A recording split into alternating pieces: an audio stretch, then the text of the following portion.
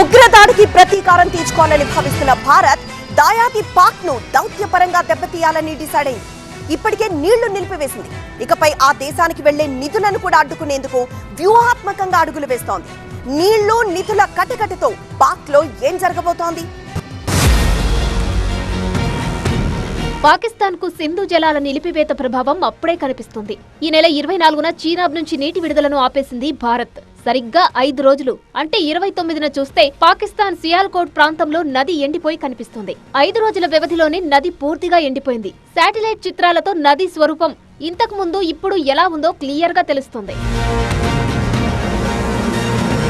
సైనిక చర్యతో కాకుండా దౌత్యపరంగానే పాక్ ను దెబ్బ కొడుతోంది భారత్. సింధు జలాల నిలిపివేతతో వ్యవసాయం, వాణిజ్యం, విద్యుత్ రంగం సంక్షోభంలో కూరుకుపోవడం ఖాయంగా కనిపిస్తోంది. పాక్ నీటి అవసరాలను 80% పైగా సింధు నది జలాలే తీరుస్తున్నాయి. ఆ దేశ వ్యవసాయ భూముల్లో అత్యధిక భాగం ఈ నీటిపైనే ఆధారపడి ఉంటుంది. జీడీపీలో వ్యవసాయ రంగం వాటా 22% పైగా ఉంటుంది. పాక్ ఆర్థిక వ్యవస్థకు, ఆర్థిక కల్పనకు వ్యవసాయ రంగం కీలకం. ఇప్పుడు సింధు జలాలు నిలిపివేయడంతో 16 మిలియన్ హెక్టార్లలో పంటలు పండే అవకాశమే లేదు. ఈ పరిణామం ఆర్థిక వ్యవస్థపై పెను ప్రభావాన్ని చూపుతుంది.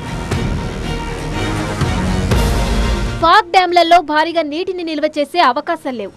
భారత్ నీళ్లు ఆపడంతో ఆ దేశంలో పంటలకు నీళ్లు సరిపోని పరిస్థితి. ప్రధానంగా పాక్ పంజాబ్ ప్రావిన్స్ లోని సాగుపై తీవ్ర ప్రభావం పడనుంది. దీంతో ఆహార ఉత్పత్తుల ధరలు పెరుగుతాయి. పట్టణాల్లో నీటి కొరత సంభవిస్తుంది.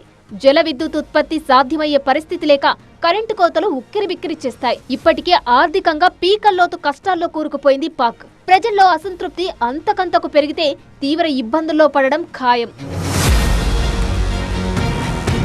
పాక్ నీళ్ల నిలిపివేతతో పాటు ఆర్థికంగా మరింత ఇబ్బంది పెట్టే ప్రయత్నాలను ముమ్మరం చేసింది భారత్. పాక్ అప్పు ఇవ్వొద్దని అంతర్జాతీయ ద్రవ్యనిధికి విజ్ఞప్తి చేసింది. పాక్ 36,000 కోట్ల ప్యాకేజీ విషయంలో సమీక్షించాలని కోరింది. నిధులిస్తే ఉగ్రవాదులకు మళ్లిస్తుందని IMF కి వివరించింది. అయితే మే 9న పాక్ కి అప్పు ఇచ్చే అంశంపై IMF బోర్డు చర్చించనుంది.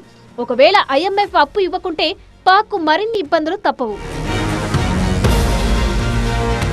భారత్ నీటి యుద్ధం చేస్తుందని పాక్ ఐక్యరాజ్య సమితికి మొరపెట్టుకున్నా పెద్దగా ఫలితం ఉండే అవకాశం లేవు. ఉగ్రవాదాన్ని తుదముట్టించే వరకు పాక్ ఎంతగా ముత్తుకున్నా ఎవరూ పట్టించుకోరు.